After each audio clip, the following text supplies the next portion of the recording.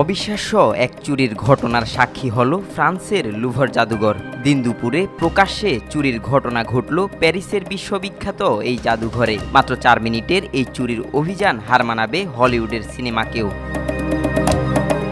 গণমাধ্যমের খবরে জানা গেছে, রবিবার সকালে 3 জন মুখোশধারী জাদুঘর খোলার কিছুক্ষণ পর ভেতরে প্রবেশ করে। তারা সেন নদীমুখী দিকের অ্যাপোলো গ্যালারিতে পৌঁছাতে একটি হাইড্রোলিক মই ব্যবহার করে। এই গ্যালারিতেই ফ্রান্সের রাজকীয় গয়নার সংগ্রহ রাখা আছে। তারা কাঁচ ভেঙে গ্যালারিতে ঢোকে এবং 9টি মূল্যবান সোনার আইটেম নিয়ে পালিয়ে যায়, যার মধ্যে রয়েছে ফরাসি সম্রাট নেপোলিয়ন বোনাপার্টের স্বর্ণখচিত মুকুট।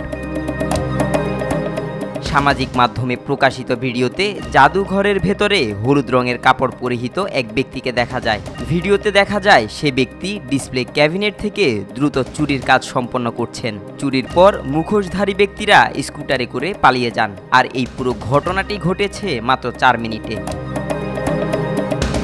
ঘটনার পরপরই জাদুঘরটি বন্ধ করে দেওয়া হয়। চুরির পর প্রকাশিত ভিডিওতে দেখা যায় লুভর জাদুঘরের বাইরে ব্যারিকেড বসানো হয়েছে এবং দর্শনার্থীরা জাদুঘর খোলার অপেক্ষায় দাঁড়িয়ে আছেন। জাদুঘর সংলগ্ন এলাকায় যান চলাচলও নিয়ন্ত্রণে আনা হয়েছে। তাৎক্ষণিক চুরি হওয়া জিনিসপত্রের মূল্য এখনো জানা যায়নি। চুরি হওয়া 9টি অলংকারের মধ্যে একটি পরে জাদুঘরের বাইরে উদ্ধার হয়েছে।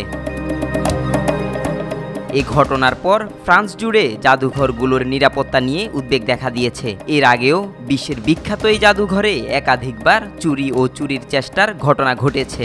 এর মধ্যে সবচেয়ে আলোচিত ঘটনা ছিল 1911 সালে লিওনার্দো দা ভিঞ্চির বিখ্যাত মোনালিসা শিল্পকর্ম চুরি।